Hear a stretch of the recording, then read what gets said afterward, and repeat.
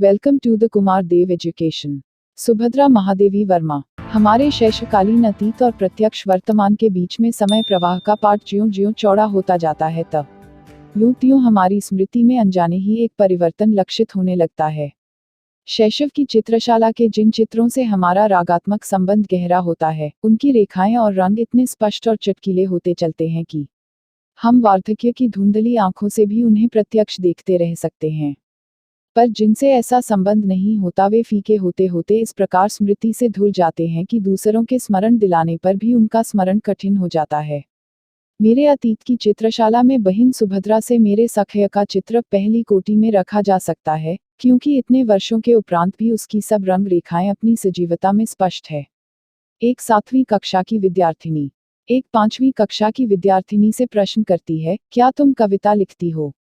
दूसरी ने सिर हिलाकर ऐसी अस्वीकृति दी जिसमें हाँ और नहीं तरल होकर एक हो गए थे। प्रश्न करने वाली ने इस स्वीकृति अस्वीकृति की संधि से खींचकर कहा, तुम्हारी क्लास की लड़कियां तो कहती हैं कि तुम गणित की कॉपी तक में कविता लिखती हो। दिखाओ अपनी कॉपी। और उत्तर की प्रतीक्षा में समय नष्ट न कर वह कविता लिखने का अपरागिनी को हाथ पकड़कर खींचती हुई उसके कमरे में डेस्क के पास ले गई। नित्य व्यवहार में आने वाली गणित की कॉपी को छिपाना संभव नहीं था, अतः उसके साथ अंकों के बीच में अंधकार सिकुड़कर बैठी हुई तुकबंदियां अनायास पकड़ में आ गईं। इतना दंड ही पर्याप्त था। पर इससे संतुष्ट न होकर अपराध की अन्वेषिका ने एक हाथ में चित्र विचित्र कॉपी थामी और दूसरे में अभियुक्ता की उंगलियां कसकर पकड़ी और वह हर कमरे में जाकर इस अपराध की सार्वजनिक घोषणा करने लगी। उस युग में कविता रचना अपराधों की सूची में थी। कोई तुक जोड़ता है, यह सुनकर ही सुनने वालों के मुख की रेखाएं इस प्रकार विकृकुंचित जो जाती थी मानो उन्हें कोई कटु तिक्त पे पीना पड़ा हो।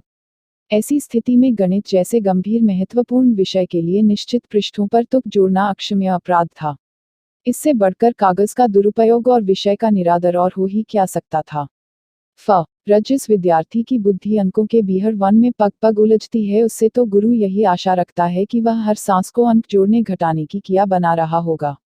यदि वह सारी धरती को कागज बनाकर प्रश्नों को हल करने के प्रयास से नहीं भर सकता तो उसे कम से कम 150 पृष्ठ, सही न सही तो गलत प्रश्न उत्तरों से भर लेना चाहिए। तब उसकी भ्रांत बुद्धि को प्रकृतिदत्त मानकर उसे क्षमा दान का पात्र समझा जा सकता है। पर जो कबंदी जैसे कार्य से बुद्धि की धार गोंठिल कर रहा है, वह तो पूरी शक्ति से दुर्बल होने की मूर्खता करता है, अतः उसके लिए न सहानुभूति का प्रश्न उठता है न क्षमा का। मैंने होंठ भींचकर न रोने का जो निश्चय का, या वह न टूटा तो न टूटा। अंत में मुझे शक्ति परीक्षा में उत्तीर्ण देख सुभद्रा जी ने उत्फुल्ल भाव से कहा, अच्छा तो लिखती हो। भला सवाल हल करने में 1 2 3 जोड़ लेना कोई बड़ा काम है। मेरी चोट अभी दुख रही थी, परंतु उनकी सहानुभूति और आत्मीय भाव का परिचय पाकर आंखें सजल हो आईं। तुमने सबसे क्यों बताया? का सहास उत्तर मिला, हमें भी तो यह सहना पड़ता है। अच्छा हुआ अब 2 साथी हो गए। बहन सुभद्रा का चित्र बनाना कुछ सहज नहीं है, क्योंकि चित्र की साधारण जान पड़ने वाली प्रत्येक रेखा के लिए उनकी भावना की दीप्ति संचारिणी दीपशिखेव बनकर उसे असाधारण कर देती है। एक एक करके देखने से कुछ भी विशेष नहीं कहा जाएगा, परंतु सबकी समग्रता में जो उद्भासित होता था उसे दृष्टि से अधिक हृदय ग्रहण करता था। मझोले कद तथा उस समय की कृश देहयष्टि में ऐसा कुछ उग्र या रौद्र नहीं था जिसकी हम वीरगीतों की कवियत्री में कल्पना करते हैं। कुछ गोलमुख, चौड़ा माथा, सरल भरी कुटियां, बड़ी और भावस्नात आंखें, छोटी सुडौल नासिका, हंसी को जमा कर गड़े हुए से ओठ और दृढ़ता सूचक ठुड्डी, सब कुछ मिलाकर एक अत्यंत निश्चल, कोमल, उदार व्यक्तित्व वाली भारतीय नारी का ही पता देते थे। पर उस व्यक्तित्व के भीतर जो बिजली का छंद था उसका पता तो तब मिलता था जब उनके और उनके निश्चित लक्ष्य के भीतर में कोई बाधा उपस्थित होती थी। मैंने हंसना सीखा है, मैं नहीं जानती रोना, कहने वाली की हंसी निश्चय ही असाधारण थी। माता की गोद में दूध पीता बालक जब अचानक हंस पड़ता है, तब उसकी दूध से धुली हंसी में जैसी निश्चिंत तृप्ति और सरल विश्वास रहता है, बहुत कुछ हुए साही भाव सुभद्रा जी की हंसी में मिलता था। वह संक्रामक भी कम नहीं थी, क्योंकि दूसरे भी उनके सामने बात करने से अधिक हंसने को महत्व देने लगते थे। वे अपने बचपन की एक घटना सुनाती थी। कृष्ण और गोपियों की कथा सुनकर एक दिन बालिका सुभद्रा ने निश्चय किया कि वह गोपी बनकर ग्वालों के साथ कृष्ण को ढूंढने जाएगी। दूसरे दिन वे लकुटी लेकर गायों और ग्वालों के झुंड के साथ कीकर और बबूल से भरे जंगल में पहुंच गई। गोधूली वेला में चरवाहे और गायें तो घर की ओर लौट गए, पर गोपी बनने की साध वाली बालिका कृष्ण को खोजती ही रह गई। उसके पैरों में कांटे चुभ गए, कंटीली झाड़ियों में कपड़े उलझकर फट गए, प्यास से कंठ सूख गया और पसीने पर धूल की परत जम गई। पर वह धुनवाली बालिका लौटने को प्रस्तुत नहीं हुई। रात होते देख घरवालों ने उन्हें खोजना आरंभ किया और ग्वालों से पूछते पूछते अंधेरे करील वन में उन्हें पाया। अपने निश्चित लक्ष्य पथ पर अडिग रहना और सब कुछ हंसते हंसते सहना उनका स्वभावजात गुण था।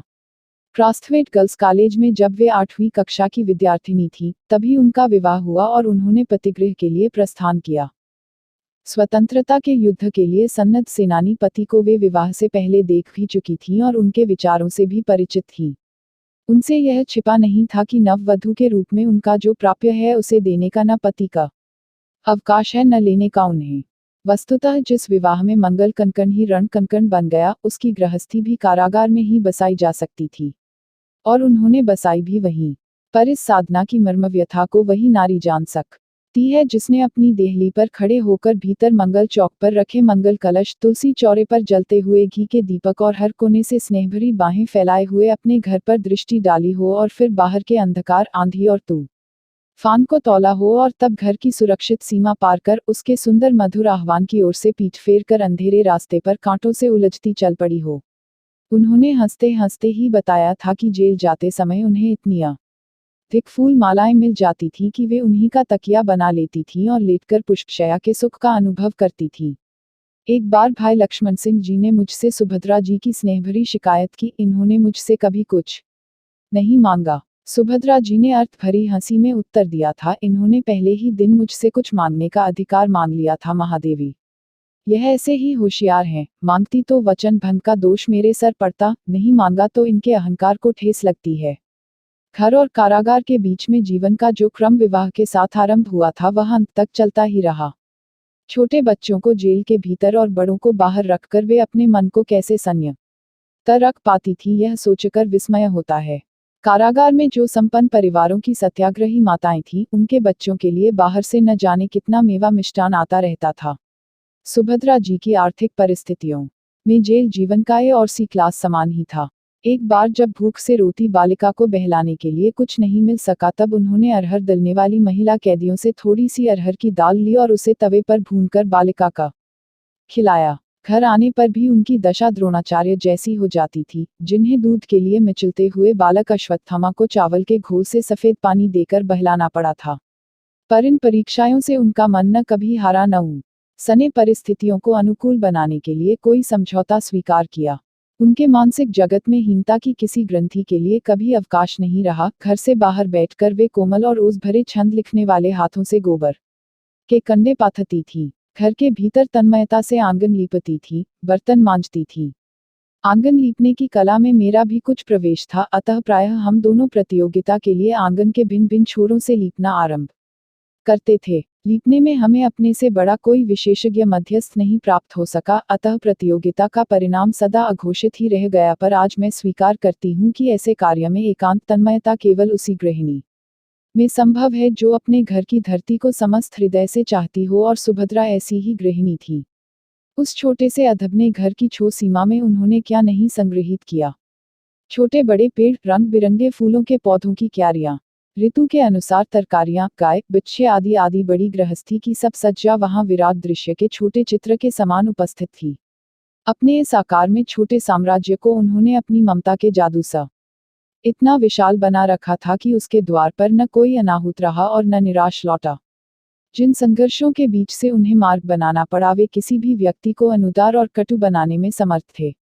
पर सुभद्रा के भीतर बई थी सृजनशीला नारी जानती थी कि कांटों का स्थान जब चरणों के नीचे रहता है, तभी वे टूटकर दूसरों को बेधने की शक्ति खोते हैं। परीक्षाएं जब मनुष्य के मानसिक स्वास्थ्य को क्षत विक्षत कर डालती हैं, तब उनमें उत्तीर्ण होने न होने का कोई मूल्य नहीं रह जाता। नारी के हृदय में जो गंभीर ममता सजल वीर भाव उत्पन्न होता है, वह पुरुष के उग्र शौर्य से अधिक उदात्त और दिव्य रहता है। पुरुष अपने व्यक्तिगत या समूहगत रागद्वेष के लिए भी वीर धर्म अपना सकता है, और अहंकार की तृप्ति मात्र के लिए भी। पर नारी अपने सृजन की बाधाएं दूर करने के लिए या अपनी कल्याणी सृष्टि की रक्षा के लिए ही रुद्र बनती है।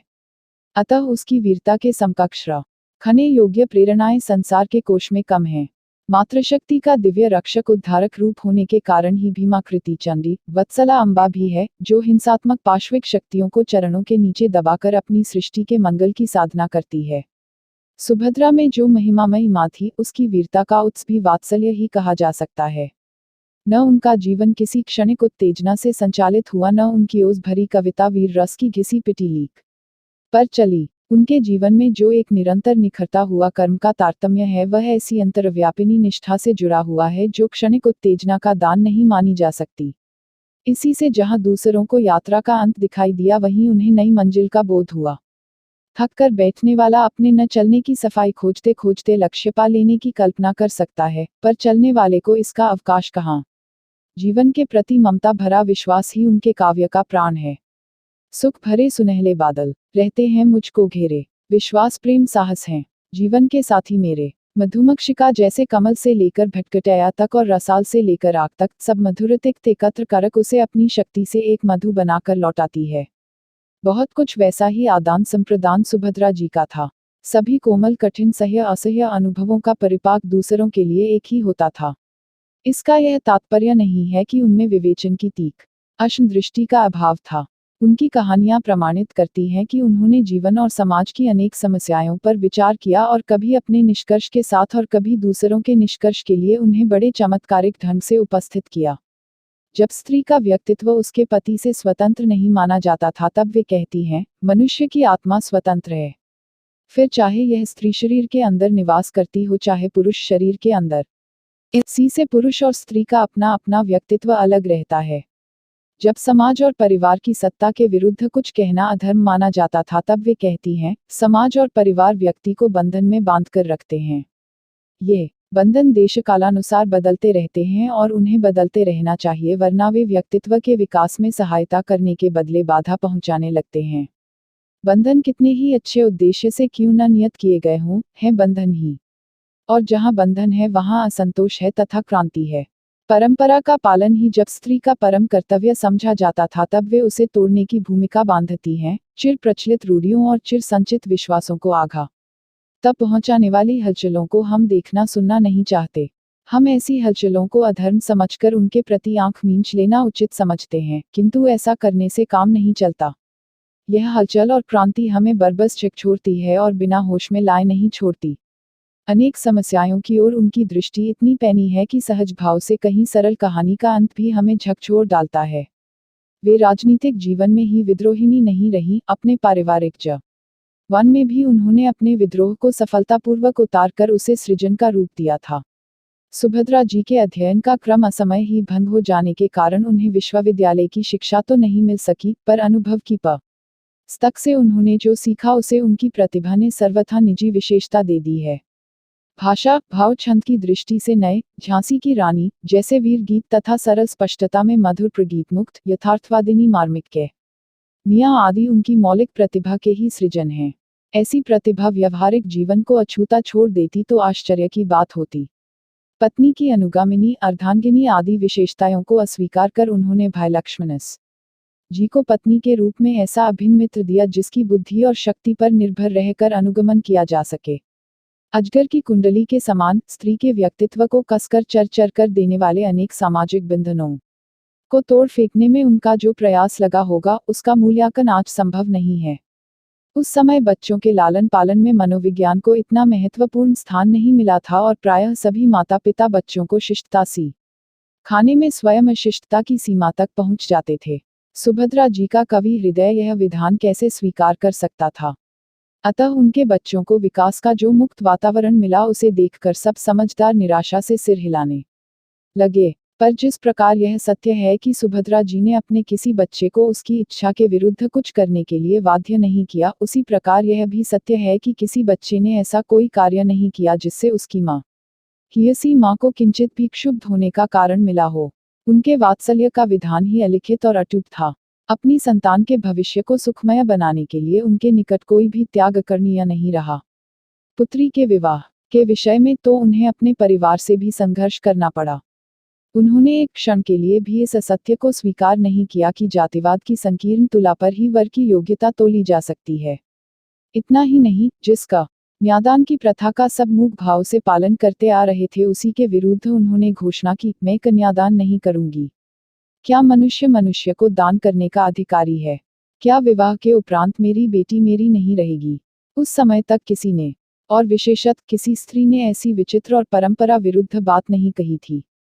देश की जिस स्वतंत्रता के लिए उन्होंने जीवन के वासंती सपने अंगारों पर रख दिए थे, उसकी प्राप्ति के उपरांत भी जब उन्हें सब और अभाव और पीड़ा दिखाई दी, तब उन्होंने अपने संघर्षकालीन साथियों से भी विद्रोह किया। उनकी उग्रता का अंतिम परिचय तो विश्ववंद्य बापू की अस्थि विसर्जन के दिन प्राप्त हुआ। वे कई हरिजन महिलाओं के जुलूस के साथ साथ भील पैदल चलकर नर्मदा किनारे पहुंची, पर अन्य संपन्न परिवारों की सदस्याएं मोटरों पर ही जा सकी। जब अस्थि प्रवाह के उपरांत संयोजित सभा के घेरे में इन पैदल आने व लोगों को स्थान नहीं दिया गया, तब सुभद्रा जी का क्षुब्ध हो जाना स्वाभाविक ही था। उनका क्षात्र धर्म तो किसी प्रकार के अन्याय के प्रति क्षमाशील हो नहीं सकता था। जब उन हरिजनों को उनका प्राप्य दिला सकी, तभी वे स्वयं सभा में सम्मिलित हुई। 7वीं और 5वीं कक्षा की विद्यार्थिनियों के सख्य को सुभद्रा जी के सरल स्नेह ने ऐसी अमिट लक्ष्मण रेखा से घेर कर सुरक्षित रखा कि समय उस पर कोई रेखा नहीं खींच सका। अपन भाई बहनों में सबसे बड़ी होने के कारण मैं अनायास ही सबकी देखरेख और चिंता की अधिकारिणी बन गई थी। परिवार में जो मुझसे बड़े थे, उन्होंने भी मुझे ब्रह्मसूत्र की मोटी पोथी में आंख गड़ाए देखकर अपनी चिंता की परिधि से बाहर समझ लिया था। पर केवल सुभद्रा पर न मेरी मोटी पोथियों का प्रभाव पड़ा, न मेरी समझदारी का। अपने व्यक्तिगत संबंधों में हम कभी कुतूहली बाल भाव से मुक्त नहीं हो सके। सुभद्रा के मेरे घर आने पर भक्तिन तक मुझ पर रौब जमाने लगती थी। क्लास में पहुंचकर वह उनके आगमन की सूचना इतने ऊंचे स्वर में इस प्रकार देती कि मेरी स्थिति ही विचित्र हो जाती। ऊ सहोदरा विचर्य तो इनका देखे बरे आई के अकेली सुने घ रमा बैठी हैं। औ इनका कितबियन से फुर्सत नाहिन बा। M.A.B.A के विद्यार्थियों के सामने जब एक देहातिन बुढ़िया गुरु पर कर्तव्य उल्लंघन का ऐसा आरोप लगाने लगे, तो बेचारे गुरु की सारी प्रतिष्ठा किरकिरी हो सकती थी। पर इस अनाचार को रोकने का कोई उपाय नहीं था। सुभद्रा जी के सामने न भक्तिन को डांटना संभव था, न उसके कथन की उपेक्षा करना। बंगले में आकर देखती कि सुभद्रा जी रसोई घर में या बरामदे में भांति का पिटारा खोले बैठी हैं और उसमें से अद्भुत वस्तुएं निकल रही हैं। छोटी छोटी पत्थर या शीशे की प्यालियां, मिर्च का अचार, बासी पूरी, पेड़े, रंगीन चकला बेलन, चुटिली, नीली सुनहली चूड़ियां आदि आदि सब कुछ मेरे लिए आया है। इस पर कौन विश्वास करेगा? पर वह आत्मीय उपहार मेरे निमित्त ही आता था। ऐसे भी अवसर आ जाते थे जब वे किसी कवि सम्मेलन में आते जाते प्रयाग उतर नहीं पाती थीं और मुझे स्टेशन जाकर ही उनसे मिलन पड़ता था। ऐसी कुछ क्षणों की भेंट में भी एक दृश्य की अनेक आवृत्तियां होती ही रहती थीं। वे अपने थैले से 2 चमकीली चूड़ियां निकालकर हंसती हुई पूछती, पसंद हैं? मैंने 2 तुम्हारे लिए, 2 अपने लिए खरीद थी। तुम पहनने में तोड़ डालोगी? लायो अपना हाथ, मैं पहना देती हूँ। पहन लेने पर वे बच्चों के समान प्रसन्न हो उठती। हम दोनों जब साथ रहती थीं, तब बात में 1 मिनट और हंसी में 5 मिनट का अनुपात रहता था। इसी से प्रायः किसी सभा समिति में जाने के पहले न हंसने का निश्चय करना पड़ता था। एक दूसरे की ओर बिना देखे गंभीर भाव से बैठे रहने की प्रतिज्ञा करके भी वहां पहुंचते ही एक न एक वस्तु या दृश्य सुभद्रा के कुतूहली मन को आकर्षित कर लेता और मुझे दिखाने के लिए वे चिकोटी तक काटने से नहीं चूकती। तब हमारी शोभा सदस्यता की जो स्थिति हो जाती थी, उसका अनुमान सहज है। अनेक कवि सम्मेलनों में हमने साथ भाग लिया था, पर जिस दिन मैंने अपने न जाने का निश्चय और उसका औचित्य उन्हें बता दिया, उस दिन से अंत तक कभी उन्होंने मेरे निश्चय के विरुद्ध कोई आग्रह नहीं किया।